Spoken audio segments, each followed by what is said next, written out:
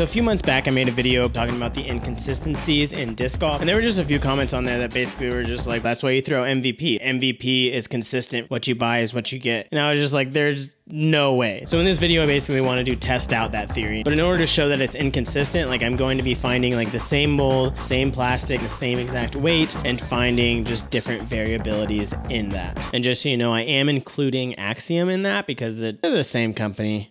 But since I don't have MVP on my site yet, I thought I'd head out to my local shop to check it out. How's it going? Hey, how are you? I'm good. This is Jake, by the way. What's up, guys? How's it going? Jake and I are actually friends from college, and he's had this like sports card shop for a while, and he just recently, like last year, started carrying disc golf stuff. And he moved to this new space, so he's got a good selection of stuff. And best of all, he said I could film in here, so thank you, Jake. He's not sponsoring this video, but he's a friend, and yeah, Albatross, you should check it out. Now the main thing I'm gonna be looking for today is gonna be a Crave. So I did a video a few weeks back with MVP, and I had this Crave. It's a Anthony Bedanza Crave, which I think he restocked those recently, so you should check that out. But this one actually turned a lot more for me than I expected. But I really like the feel in the hand and how it flew in general, so I really wanted to see if there's like more stable version. That way I can like start cycling Craves maybe, which I am talking about my bag here in a few weeks, so subscribe if you wanna see that. But I also want to look at their distance drivers because most of the inconsistencies that companies have are mainly in their distance drivers. Why that is, I don't know, but generally mid-ranges and putters are just more consistent. But why are people so set on finding like the most consistent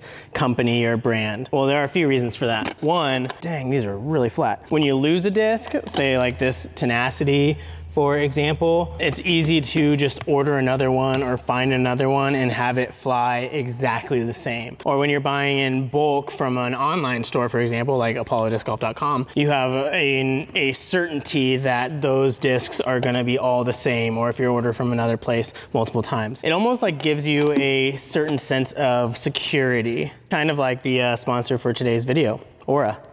Aura is your one-stop shop for all things security. And if you follow my link below or follow the QR code on screen, then you can get 2 free weeks of Aura to try it out and see if it's right for you. You see, the big thing that Aura provides is that for all adult members of the plan are each covered by a $1 million insurance policy that covers eligible losses and fees due to identity theft. But that's not the only thing that they do. Like for example, they'll look at the data brokers out there that basically have your information and sell it to other companies, and they'll send opt-out requests to all of them. So that means like less spam calls, spam emails, spam mail, like all of that. And after putting my information in there, Aura found over 30 different data brokers with my information. And with a click of a button, they sent opt-out requests to all of them. And honestly, that alone might be worth signing up and giving the Aura a try. Now, where are the Craves?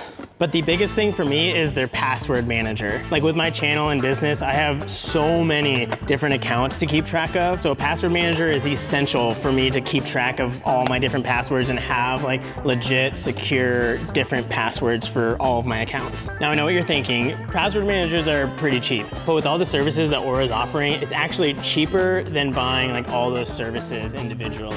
Kind of like keeping up with all the different streaming services out there. Like, there's so much more that Aura has to offer that I can't get into in this video, but if you follow my link at aura.com/Apollo or the link in the description, you can see everything Aura has to offer, and using that link gets you 2 free weeks to try it out and see if it's right for you. And you're supporting the channel at the same time, so thank you.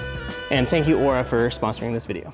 All right, so most of the Craves that Jake had were all Fission Craves, and they're all pretty light, so I skipped those for now. But I did find some drivers that might be interesting to test out in the field. Like I found these 2 Volts here. These ones are pretty similar, but they seem promising. And then the Vanishes, these are 11 speeds. I tried to find things that were still in my speed range because I can properly throw up to like about 11 speed. They had a lot of like 13 and 14 speeds in their lineup, like holy cow. I'm an 11 speed guy. That's as high as I go. But the main thing we're gonna be looking at is the parting line height. So I talked about that in a little bit in my video on Monday. Check that out, I'll have it in the description below the like button, as Marquez likes to say it. But with these 2 Volts, I don't know how well you can see it on camera. It's very difficult. Maybe if I put my finger behind it. This orange one is ever so slightly shorter than this white one. So I'm mainly looking at the wing here. And if the wing sits higher, generally it's more overstable. We'll have to see in a field to be sure, but it looks like this one might be a touch less stable than this one. But the bigger one are these Vanishes. Look at this. I probably don't even need to zoom in. Look at the difference there. That's insane. I can almost shove this Vanish underneath the other one. Also, I intentionally got the same plastic type as well and the same weight. Oh, these aren't even, okay, so the Vanishes aren't the same weights. I didn't look at the weight, but I mean, you saw the differences between those. That's insane. And actually, this might still be good because generally the stigma is that lighter weight disc is less overstable. So the lighter weight disc is the one with the significantly higher wing. So if this flies more stable than this, then that's definitely due to the inconsistencies rather than the weight. The volts will be harder to tell, but like I mentioned, I did have an ace in the hole. Like back to this Crave that I got from Anthony. This is 173 Fission Crave and it was really unstable, right? Well, he had his second run and he sent me this Crave. This Crave is also Fission. This Crave is also 173. And if you look at them, this is one of those that's a lot easier to see in person, but you can see that the white one is a little bit shorter than the purple one here. So hopefully that means that this purple one is a touch more stable, which is what I wanted. Like I wanted it to be hyzer flip, dead straight, finish straight, rather than this one was like hyzer flip, dead straight, finish right. So if these are different, this would definitely be a really good example because like I said, like the biggest thing is ordering online. And if you order 2 different Craves and they're a little bit different when they're the same weight, same plastic, but also like I said in my Monday video is you don't really know until you throw them. So let's go throw them. All right, so my mic totally just knocked out of the port on my camera like a tiny bit. So I got no audio on the course, but I got the recordings of the throws, so I'm going to talk about them here. Also, really quick, if you're at the Glassbone Open this weekend, I will be vending there. So at the block party, look for that tan tent, and I'll have a sign on my table with Apollo Disc Golf, and come say hi, look around. I'd love to meet you guys. Anyways, get back to the discs. Starting with the Craves, so if you remember, the white one was a little bit lower than the purple one here. Both same weight, both Fission plastic, and I threw them, and this definitely was more stable. So I threw it on hole 6 at Black Hoof Park, basically like it's a 378 foot straight shot, and I hyzer flipped them. I threw these like pretty dang similar, and there was a slight left to right headwind on the hole, and this one, like the headwind, since it was coming this way, like didn't let this really turn much at all, and it hyzered out pretty good, and I actually hugged the tree line a little too close, so I tried to mimic the shot with this, so like hug the tree line a little too close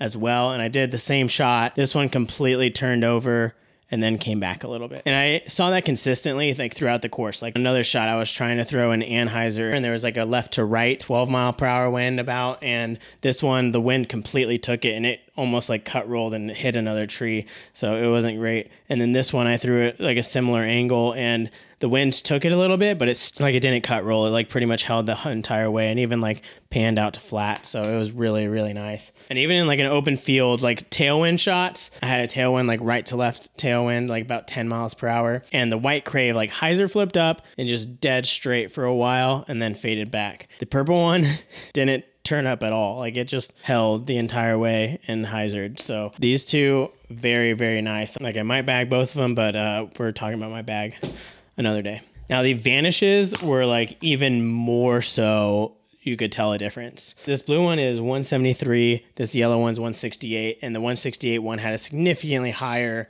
wing or party line height to it. Like we had a slight left to right tailwind on the tee of hole 7 at Black Hoof Park. This one pretty much like hyzer flipped a little bit, but pretty much like dead straight, stabled out. This one, it's still hyzer flipped up, turned over, and came back. So these were completely different. But these things bombed. So if you're an 11-speed thrower, check out the Vanish. Like it says it's -3.2 on the flight numbers, so it might be like super flippy, but it wasn't that super flippy. This is great for like hyzer max distance shots. Like this one was still very good, even though it was flippy. And this one was more stable, but these went a long ways. Like I would put this up against my Wraiths or Graces. Now the Volts were very difficult to tell a difference at all. It was also very difficult to tell in like the height of the wing differences. I think the white one was a little bit higher than the orange one. It was hard to see on camera, and it was kind of hard to see in person, but I wasn't expecting much. But also, since these are like more overstable drivers, it's just harder to see a difference. I'm sure if you threw these fairway drivers like over 400 feet, then you would probably see a slight difference. But at my arm speeds, they were both like overstable, and in the field you can barely tell. Like maybe the orange one would fly straight for a little bit longer when this one didn't really want to fly straight at all. It just wanted to fade. That could have been placebo as well. So if there was more wind, I could probably test these and see a little bit more difference, but there wasn't. So but yeah, there's inconsistency in MVP. Just like every other company, inconsistency is just a part of disc golf. You just have to learn different companies' inconsistencies in different discs and just take advantage of them for yourself. You can try all day to find consistent disc golf companies out there, and in the reality, they're all going to be inconsistent. So once you kind of learn it and know what to look for in discs, then you will be able to just form out your bag that much better.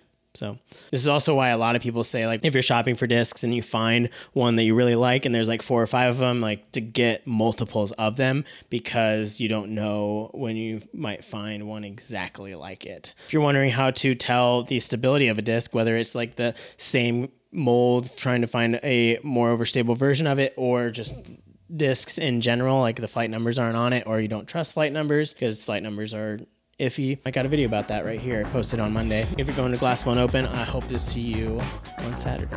Thanks for watching. I'll see you in the next one.